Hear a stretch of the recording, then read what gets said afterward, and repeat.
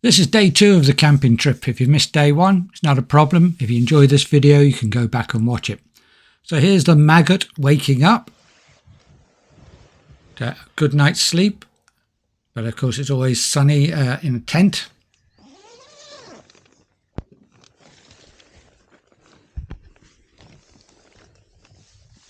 And the first thing you do as soon as you come out of your tent is check on your plane, which is parked there, and all looks well. Well, one of the best things of a campsite is the showers, so ready to face a new day. So the aircraft was tied down overnight. It's on a bit of a slope, that's right there, and of course it's covered in dew from moisture overnight, and also covered with the grass blowing up from the RV that had parked there the night before and blasted me with its prop wash. But it was quite handy because it meant I could wipe down the leading edge, get all the bugs off the wings, and get it nice and clean, ready for the day's flight. As you can see, there's a fair old bit of moisture on the plane. After I'd done that, and while it was drying out, I went over to charge up my phone, which is my main navigation instrument as well. You plug it in there, and you can charge it up. These are some of the local residents on the campsite. Great characters. So this is the plan for today. Going to go from Barnscombe, past Bournemouth, and then down the gap between Bournemouth and Southampton, across to the Isle of Wight, and land at Sandown. So that's the plan. And I have to apologise to you, I forgot to switch on the camera as I took off.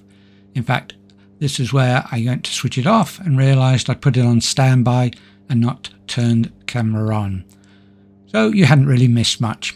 It was full power along the runway and climb out, and exactly the same way as we came in last night. Just took off and went left, and this is the position we were in from the coast. Not as scenic as landing. So a little bit further up the coast, just checking the frequencies and what have you there. This is Lyme Regis, off to the right wingtip there. Place where I spent a number of holidays. So I thought I'd just have a little bit of a look. Did a 360 round. There's actually a restricted area out to sea there for military restricted zone, so I can't go out to sea. So just went round here, had a look, looking down sun. It's a whole lot clearer, looking back towards Exeter there. And you can see the visibility is fantastic. So we come round nice and gently. I was in no rush for the flight. You can see I was just cruising at about 70 knots.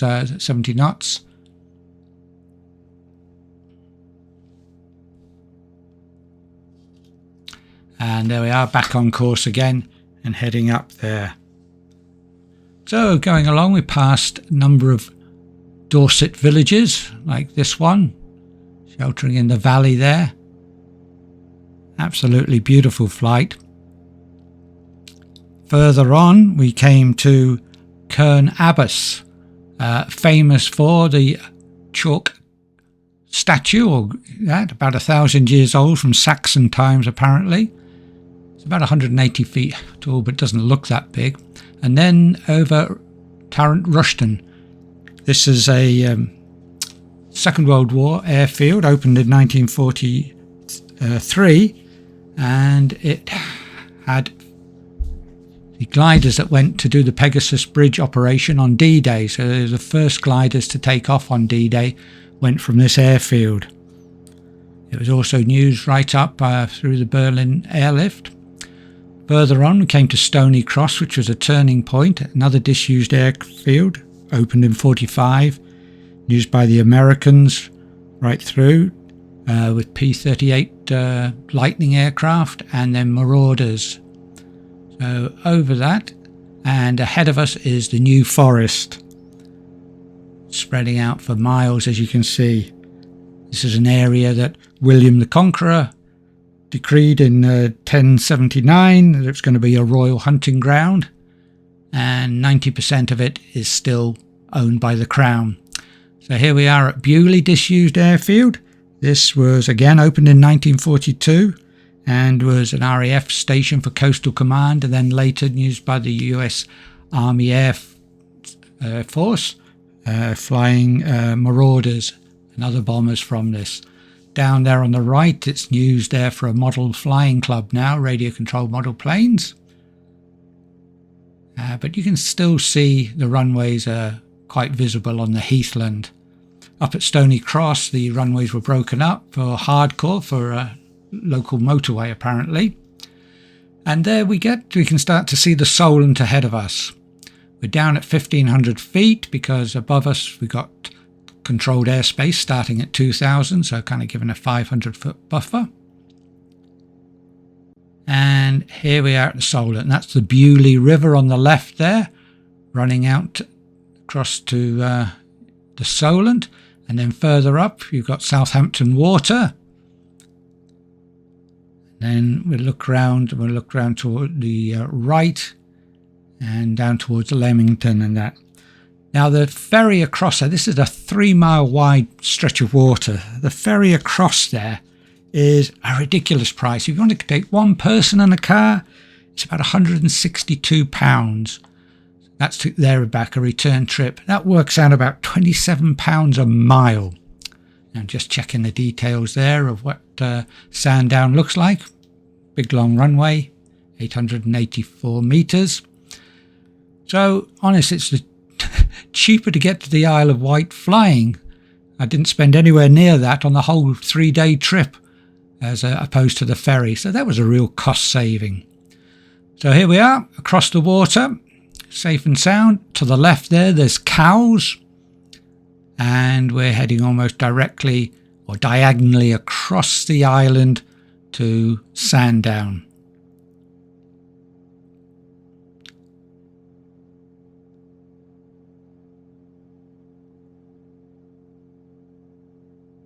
There we go, you can see most of it. Changing route from underneath the controlled airspace, and there's somebody on the radio. I'm able to get the runway in use and circuit direction. Didn't call quite this far out because we're a bit far out. And this is the route we've taken across over Newport and then round, and we join on a big downwind right hand for runway 27. So looking out there to the south of the Isle of Wight, you can see sea fog blowing onto the coast there. So we just head across. Absolutely beautiful day, as you can see. So this takes a little bit of time, so we'll just speed it up a little bit. You still get the idea of what we're seeing. Ahead of us is, well, the other side of that hill is Ventnor. So we're coming across. Sandown is that large bay on the left there. Go around past these greenhouses, and then we join left, and we're going to join an extended downwind. Know where the other traffic is. There's a Jodel light aircraft following me, so I'll keep my speed up round the circuit. So here we are, not quite in the downwind position yet, but have a good look and dropping down to get down to the 1,000-foot circuit height. Now Sandown is just about above the NW there, the actual airfield, and then the town of Sandown just off further on. So let's speed this up down the circuit because it is a big circuit. Again, they have noise complaining people, so they have at least a mile final and a mile climb out to the runway, so you don't go over any of the local residents. And you come down here, and there's rising ground ahead of you.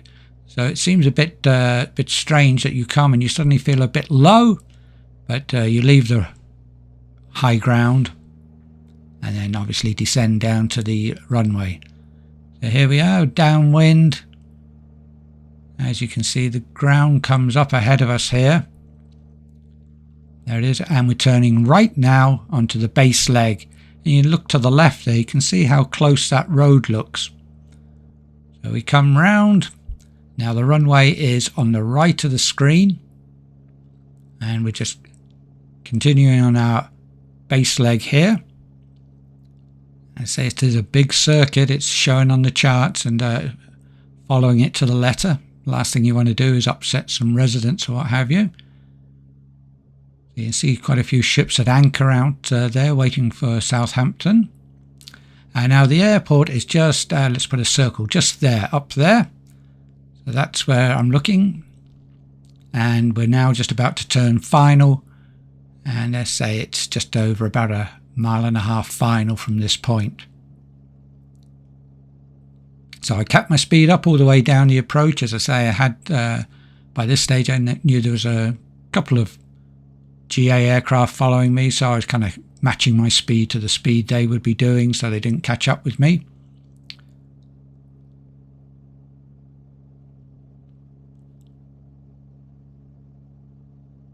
Now we'll be landing on the grass, but they have got AstroTurf at the other end of the runway, which does help in the winter, which is apparently it was from old football pitches they've got, and they took a lot of trouble laying it down, but it does mean it helps in the winter, it doesn't become boggy.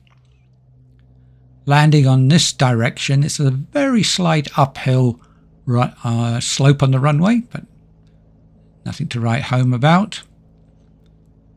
You can see still keeping my speed up quite nicely just on the approach. The speed is the middle dial, the highest dial in the instrument panel ahead of you.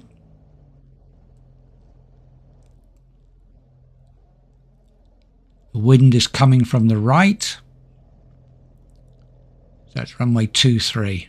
Sorry, not 27, 23. Just put my flaps in just before getting to the threshold, just so we could slow it right down. And flew quite a way along because this is a long runway. I don't need all of it. And there's an angled high-speed turn-off taxiway here just coming up. Taxiway Echo.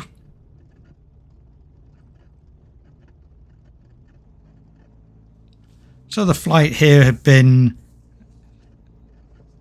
what was that, 102 miles, average speed of 79 miles per hour, and taken 1 hour 17 minutes from Barnscombe, which is fine, I wasn't rushing. This is speeded up, so it find a parking space and go and park.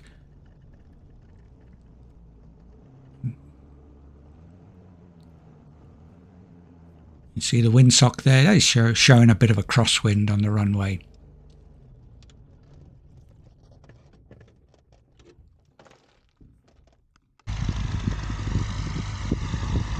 So, securely parked and picketed down.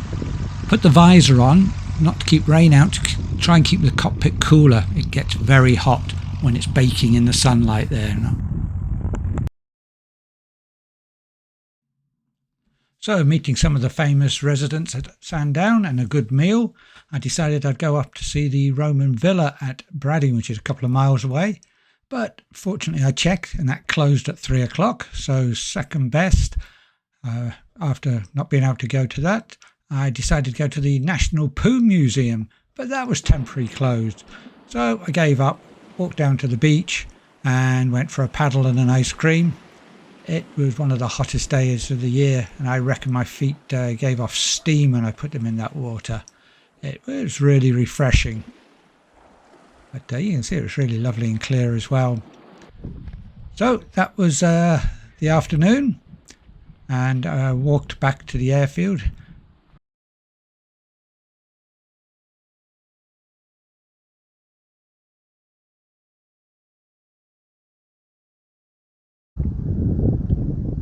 So, the end of the day at Sandown, and a beautiful day it's been.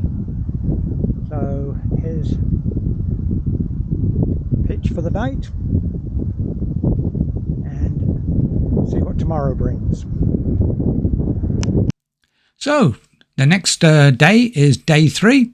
I'll leave the video here so you don't get too bored, and you can find it on the links below. Thanks for watching this one.